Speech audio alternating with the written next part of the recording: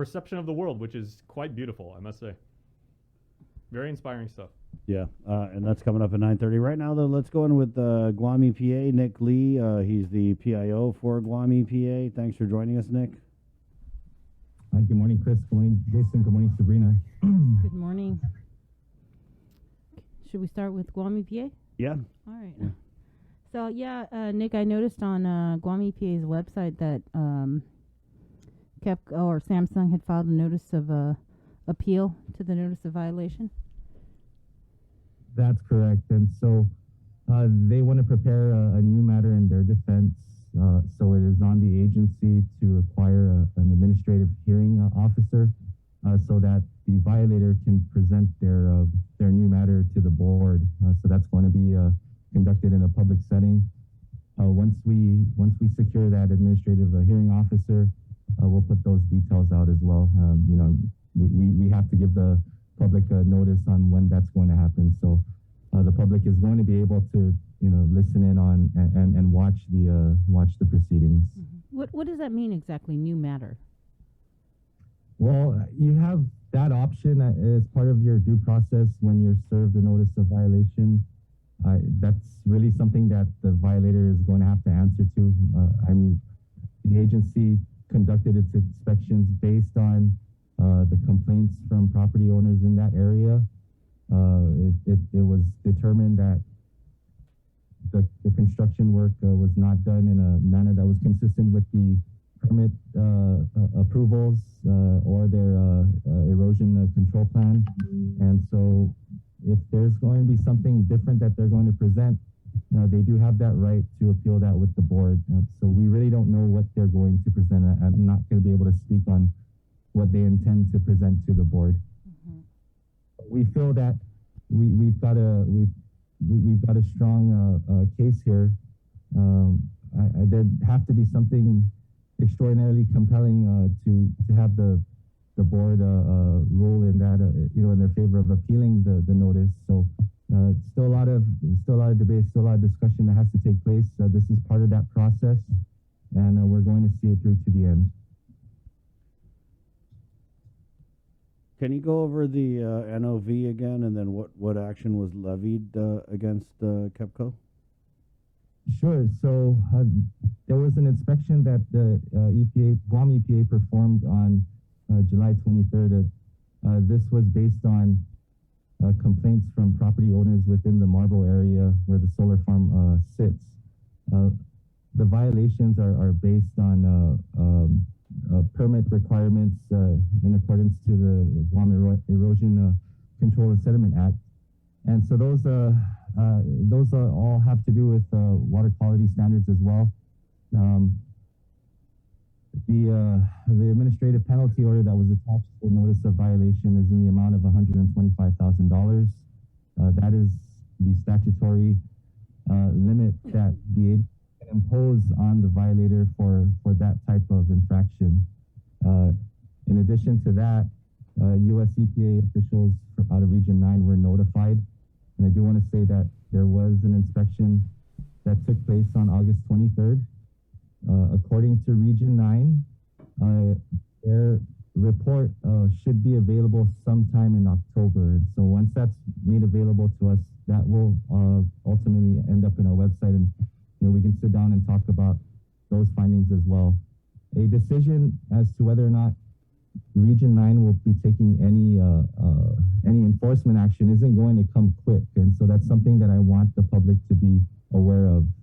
So that's within their wheelhouse. The inspection was done based on stormwater requirements under their National Pollutant Discharge Elimination System permit, and so whatever findings that are going to be in the report will ultimately lead to their decision to take any enforcement action. But that's something that Region 9 will put out on their own, and if we have any information that we can pass along, we'll gladly do that on the local end. What is the status of the work being done up there? Because as I recall, DPW, they issued that stop work order. Have they actually stopped, or have they been allowed to resume work?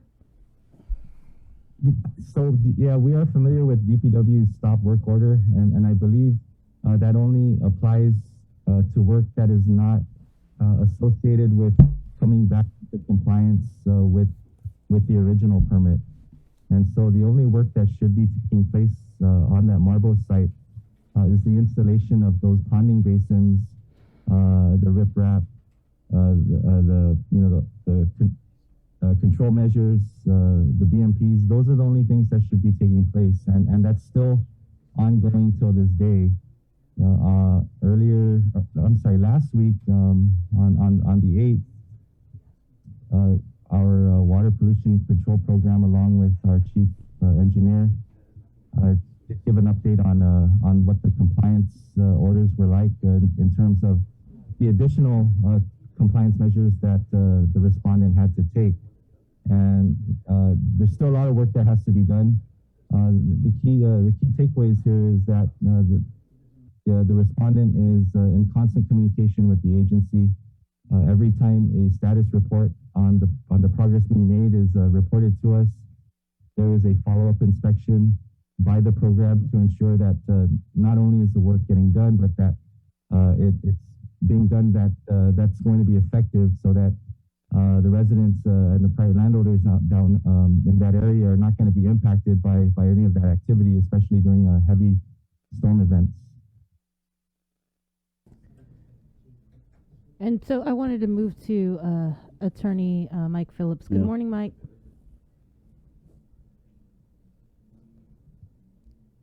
Can you unmute? Hi, Sabrina. Sorry about that. Good morning, Jason and Chris. How are you guys doing? Doing pretty good.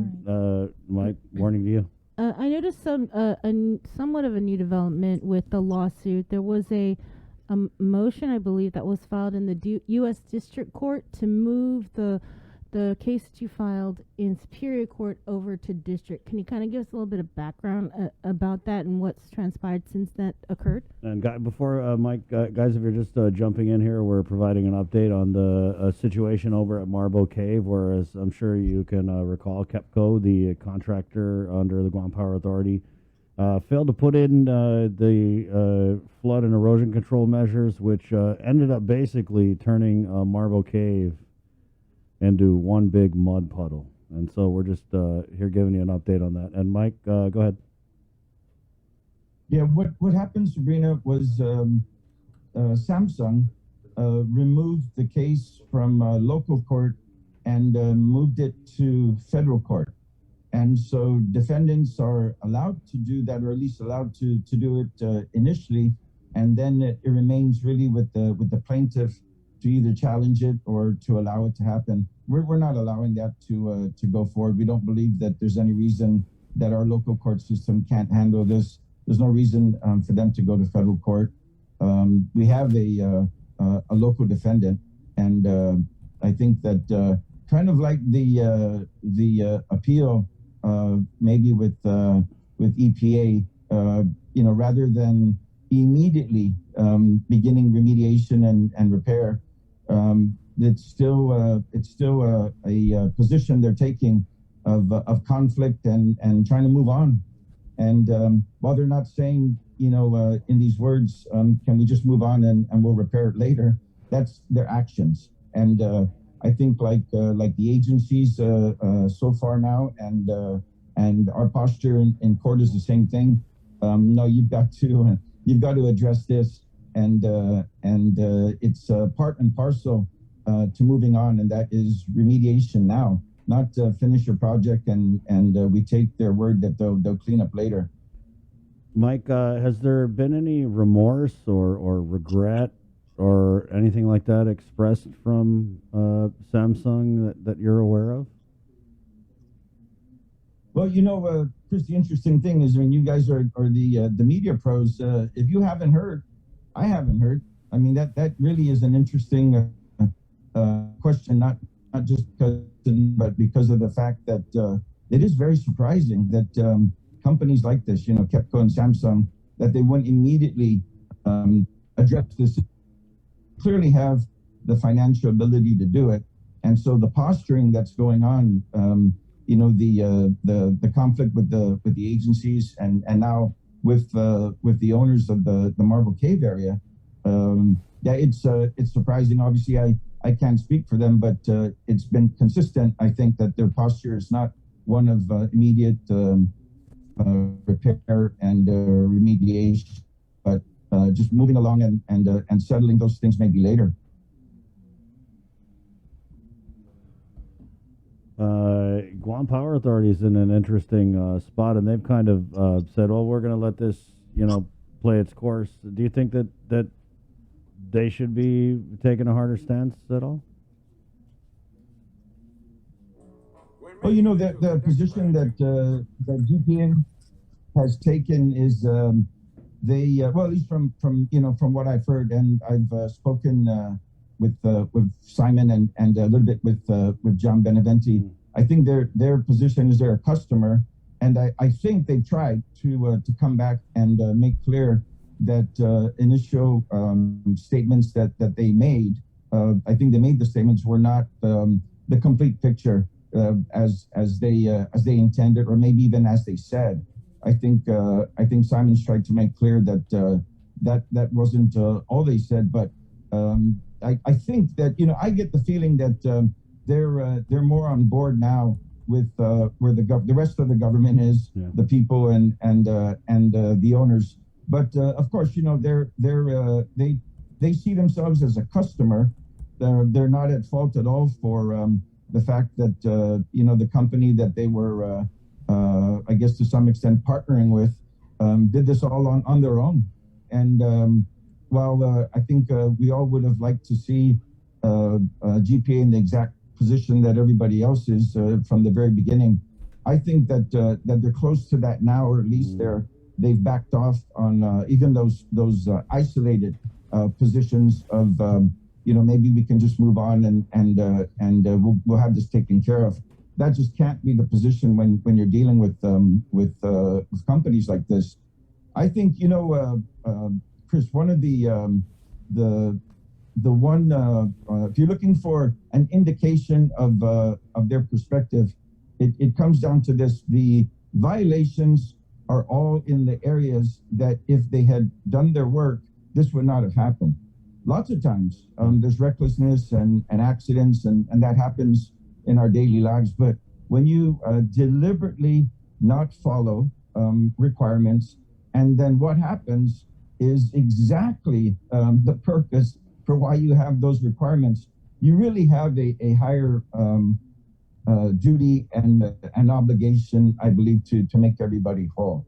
Because you guys operate with amazing requirements as broadcasters, right? But there are times where if there's a violation, the damage is exactly what that regulation was intended to prevent. And that's what happened here. There wasn't any unforeseen consequence. They decided not to do certain things to kind of skip out. And of course, you don't even have to be from Guam to know that when you skip out on those things and you take shortcuts and you save a little bit of money and you save a little bit of time, that the ramifications, the risk is really, really dangerous. I've heard the reports of the damage far exceeding the Marble Cave area. And while I haven't gone to the beach area or other outer areas to inspect myself, I have spoken to people who swear that the damage is that far out.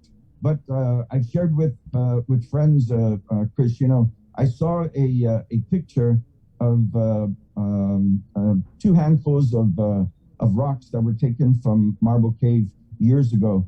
And I don't think that you could replicate the type of surface and what was at Marble Cave anywhere else in the world. And God only knows how many thousands of years it took to create that. But it was there. And so a lot of people are familiar with that magical glow of the water, but really don't know why it had that.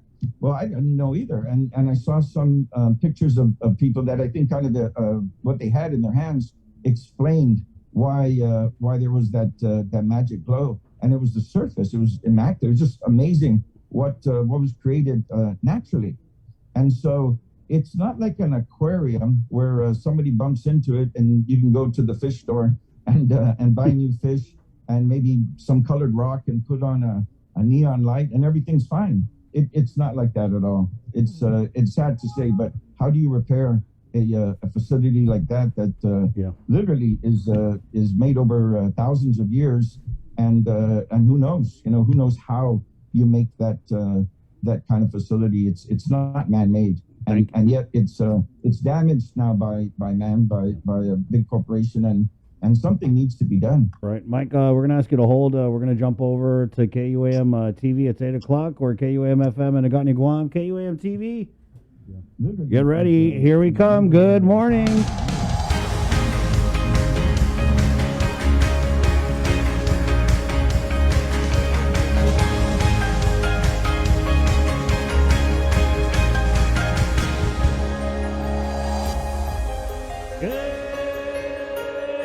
Good morning, Guam. Good morning, KUAM TV. My name is Chris. I'm Jason. Good morning, everybody. Good morning. Sabrina Salas Matanani. We join in progress our interview with attorney Mike Phillips, who's representing landowners at Marble Cave in a suit against Samsung and KEPCO. Sabrina, good morning. Good morning. I wanted to go back to Nick real quickly on, you mentioned this compliance order or compliance assessment, I think September 8th. Are you able to kind of articulate a little bit more on terms of what was found when they went back out to do their assessment to determine how far along Samsung has come in complying with the initial NOV?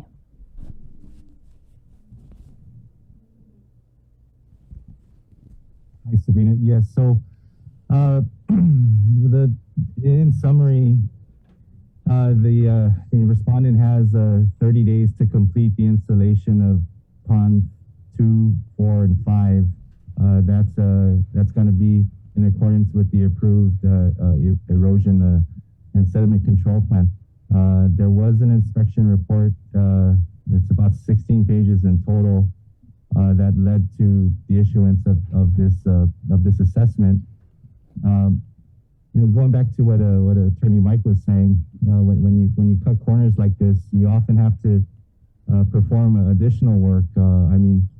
The damage that you've caused because you didn't comply with what your construction plan called for created more damage in the area, and obviously that would take more time to correct. So this is the result of that. So some of the key issues here, our chief engineer did notice some discrepancy between the more recent plans and the revisions to Pond 4 plan, for example. So a lot of these are based on design features in terms of heights of berms or heights of the ponds. So those things are going to be worked out. The respondent has 30 days to come into compliance with this new compliance order, 30 days from the time that they've received it.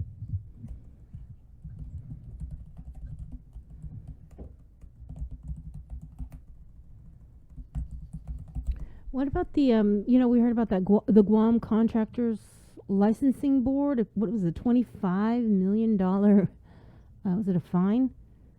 Is Guam EPA right. Involved with any of that? No.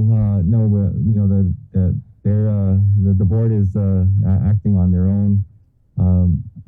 Maybe there was that's a question that you really got to pose with them. I'm not familiar with air penalty orders or anything, but we're fairly familiar with ours, and we've really got that hard cap with that $125,000 maximum fine.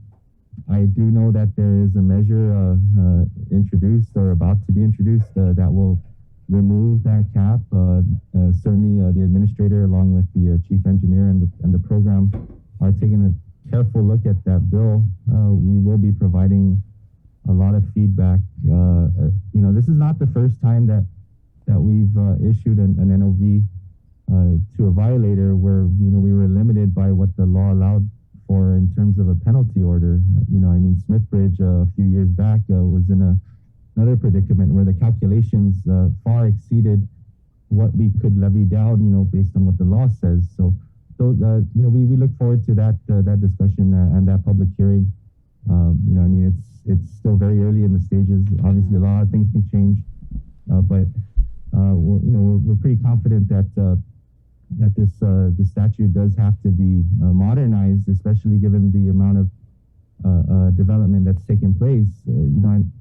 And we definitely don't want to give the rest of the construction industry, the black eye on this. I mean, there is a lot of responsible development that takes place. There are contractors who take pride in their work, and they certainly don't want to soil their names just to cut a few corners. Obviously, not everybody has that mindset, and it's quite clear that this respondent absolutely did not have that mindset. So they're having to go back and perform additional work. That additional work is going to take additional time. We'll see what happens in 30 days. From the time that they were given this additional compliance order, and whatever the results of that will also be available on our website.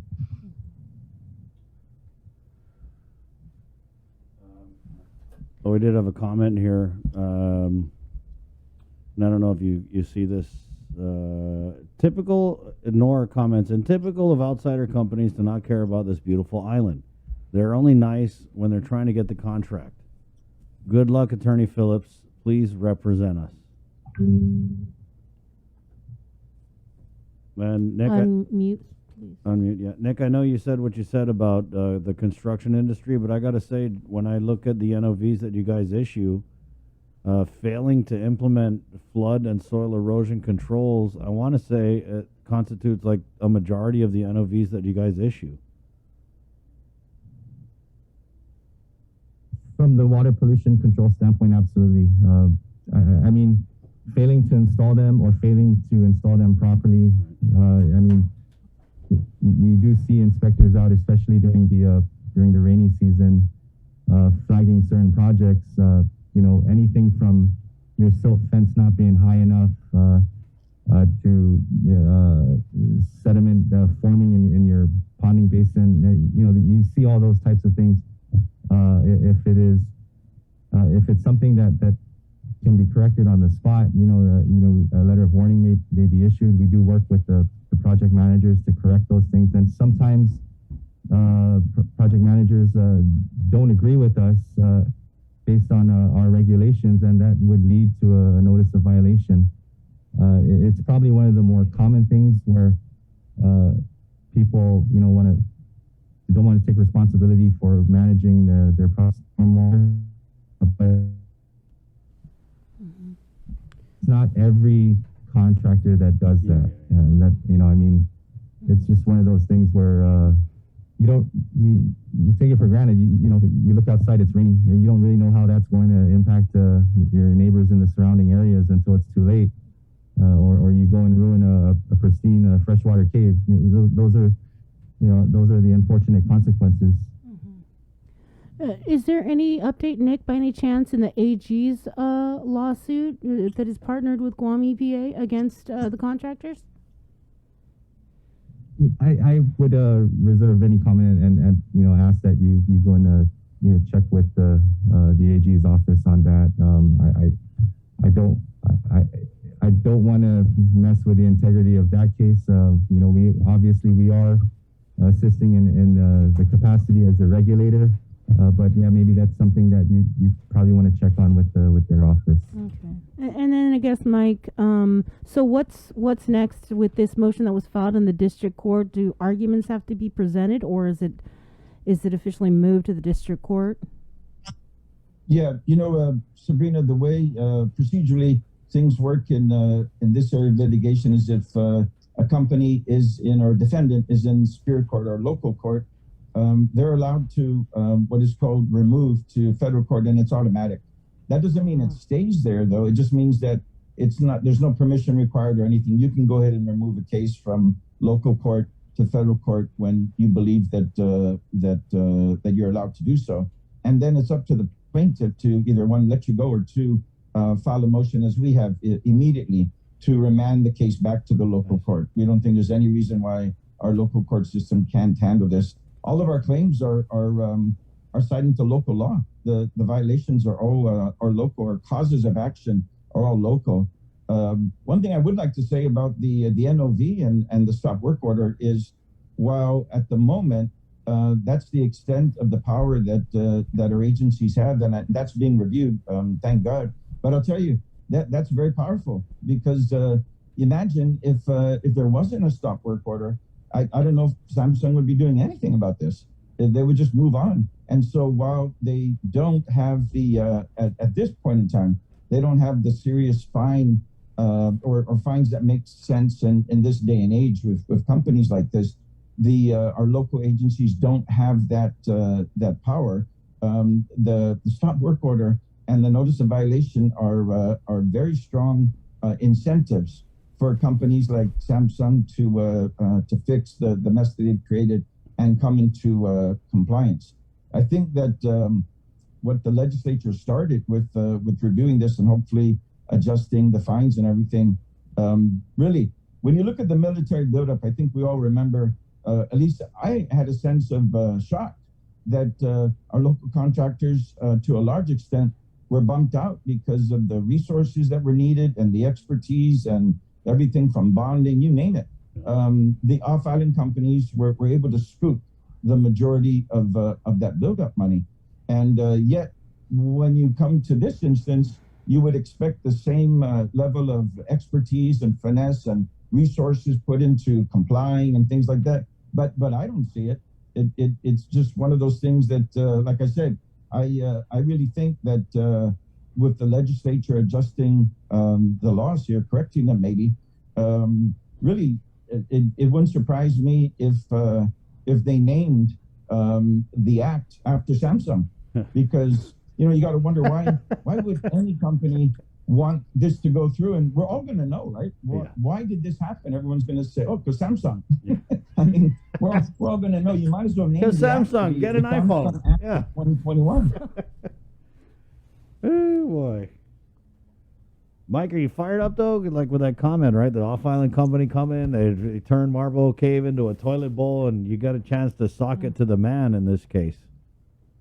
Well, again, and I'm sure the agencies have their own experiences, but we're from Guam, and when I see that they're moving the court pro hac vice to admit off-island attorneys, the first thing that comes to mind is, you guys are flying in off-island attorneys, but if you just done the work ahead of time, none of this would be happening. You remove the case to federal court. I mean, they need local advisors or something, because the PR that and the steps they're taking, I believe, are horrendous. The idea that, especially in small local communities, and quite frankly, Guam, when you create a mess, the first thing you have to do is come out and take responsibility. And whether that's through a complete cleanup or saying, "I'm sorry," whatever. I mean, everybody has a different opinion, but to come in and just say, "No, we're just going to continue on." And then, if you remember, Chris, the stop work order didn't happen the next day. It was the behavior and the outcry from the community that I think left some of the agencies in with no choice. What are they going to say? Samsung's not repairing the damage.